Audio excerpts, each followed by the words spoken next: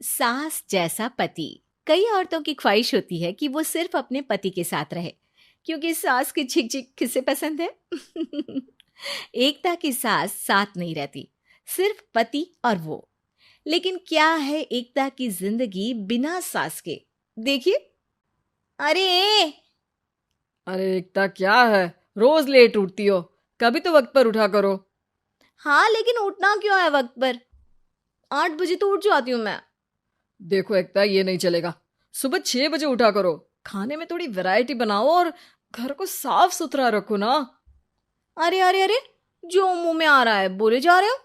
क्या मेरा घर गंदा रहता है? कितना साफ रखती हूँ। खाने में भी हमेशा मैंने अच्छी चीजें बनाई हैं। और फिर ये 6 बजे उठने की जिद क्यों? देखो, मैं नहीं जानता। बस 7 बजे तक घर के मंदिर में दिया जल जाना चाहिए। एकता बेचारी करती भी क्या, पति की बात माननी भी तो जरूरी होती है।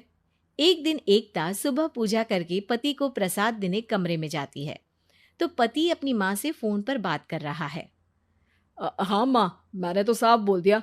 सुबह 6 बजे उठना है, नहा कर ही किचन में जाना है और 7 बजे तक मंदिर में दिया जल जाना चाहिए। आ रही होगी चाय लेकर। चलिए, मैं रखता हूँ माँ, बाय।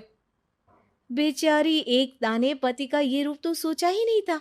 वो पति से कहती है, सुनिए, अब सारा काम हो चुका है घर पर, क्या करूं? मुझे कुछ देर के लिए मेरी सहेली सौम्या उसके घर छोड़ दीजिए। अरे कैसी बात करती हो कि घर पर कुछ काम करने को नहीं है? होली आ रही है, बाजार से आलू ले आओ, पापड़ बनाओ, नमकीन बनाओ, दही बड़े बनाओ। सब कुछ आज ही बनाना है? अरे अब मन कर रहा है कि सहेली के घर जाऊं तो जाऊंगी ना मैं। आप नहीं ले जाएंगे तो कैब से चली जाऊंगी। अरे अरे, ये क्या बात होती है? चलो ले जाता हूँ तुम्हें। तैयार हो जाओ जल्दी से। कैब की धमकी तो ऐसे दे रही हो जैसे माँ ने दरवाजे में कैब खड़ी कर रखी हो, विथ ड्राइवर। बढ़िया आई कैब वाली। हाय रे एकता की किस्मत। वो सोचती है कि सास साथ नहीं है, लेकिन पति के हाव भाव किसी अक्कड़ू सास से कम ही नहीं है। पति एकता को सहेली के घर छोड़कर कहता है, अच्छा सुनो, वक्त पर घर चली जाना और शाम को गर्मा गर्म पुलाव खाऊंगा मैं। बनाकर पहले ही मत रख देना। और हाँ, रायता भी बना लेना। हाँ जी हाँ, फिलहाल क्या मैं अंदर जा सकती हूँ? नाश्ता पेट भर करा दिया, दोपहर का खाना भी पैक कर दिया। पहले जो खाया है उसे तो पचा लो, दिन का खा लो, अभी से रात के खाने की चिंता में बाल न जड़ जाए कहीं। पति को एकता की बात पर गुस्सा तो बहुत आता है, लेकिन ऑफिस में देरी के कारण वो कुछ नहीं कहता। एकता सहेली के पास जाती है, जहां सास बहू बैठकर गप्पे लड़ा रही होती है। हाय सौम्या। नमस्ते आंटी जी। अरे वाह एकता बेटा, बड़े समय बाद देखी, कैसी हो? अच्छी हूँ आंटी जी। घर का सारा काम हो गया था, बोर हो रही थी, सोचा सौम्या से मिलती चलूं। हाँ हाँ बच्चों, तुम लोग बैठकर गप्पे लड़ाओ। मैं तुम लोगों के लिए नाश्ते पानी का इंतजाम करती हूँ। सास ये बोलकर किचन में चली जाती है। अरे एकता, कैसे आना हुआ? थोड़ी परेशान सी भी लग रही है, सब ठीक तो है ना? अरे यार, कहाँ ठीक हूँ। ना सोने मिलता है, ना अपने मन का कोई काम करने मिलता है। बस सुबह 6 बजे से किचन और रात के 12 बजे तक घर का काम। मेरी तो कमर ही टूट रही है। अरे क्यों मजाक कर रही है? तेरे तो मजे हैं, अकेली रहती है पति के साथ, न कोई सास न ससुर, न आस पड़ोस से मतलब। हम लोगों की सोच, जॉइंट फैमिली है, कितनी परेशानी होती है। अरे रहने देना, वो तो दिख रहा है कि कितनी परेशान है तू। सास किचन का काम कर रही है और तू सहेली से गप्पे। ऐसा कहाँ होता है यार। हाँ वैसे तू बोल तो सही रही है। सुबह थोड़ा सा भी लेट हो जाए ना उठने में, तो मम्मी जी किचन संभाल लेती है।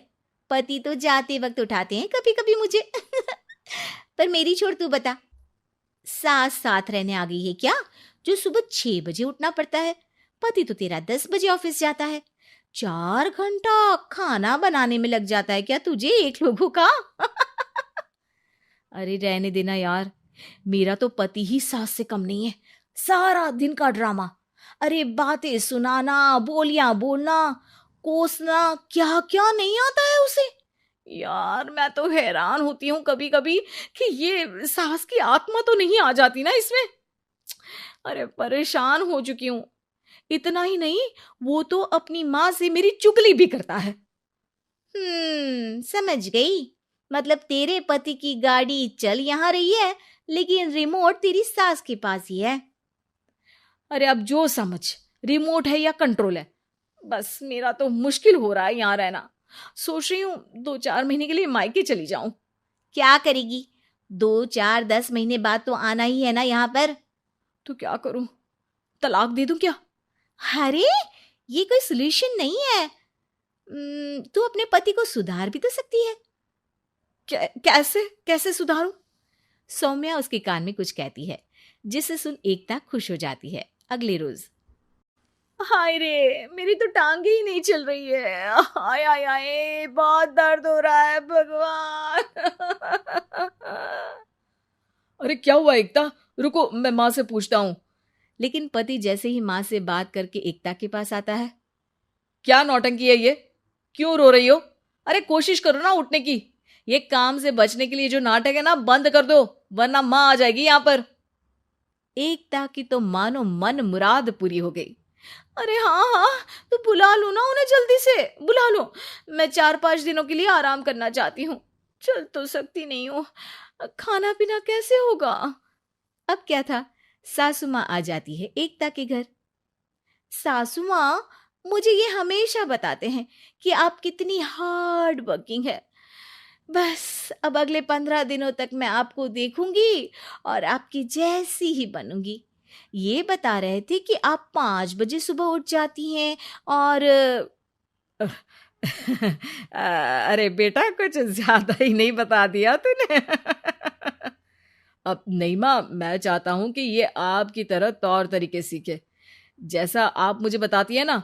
मैं तो हमेशा हॉस्टल में रहा, कभी देखा भी नहीं आपको, लेकिन मैं चाहता हूं कि एकता पूरी आपकी कॉपी बने, घर गृहस्थी आप ही की तरह संभाले। हैं? हाँ हाँ। तो अब माँ जी यही है, तो क्यों ना कल से शुरू। लेकिन अगले दिन सास 9 बजे सोकर उठती है। बेचारा बेटा बाहर से खाना मंगा कर खाता है। शाम को घर आता है तो सारा घर बिखरा रहता है। अरे माँ, ये घर इतना बिखरा क्यों है? अरे वो बेटा, आज वक्त ही नहीं मिला किचन से। सुबह का नाश्ता, दिन का खाना, अब रात को तो मेरा मन ही नहीं है कुछ बनाने का, तो बाहर से ही ले आ, या दिन का जो खाना बचा है ना वही खा लेना।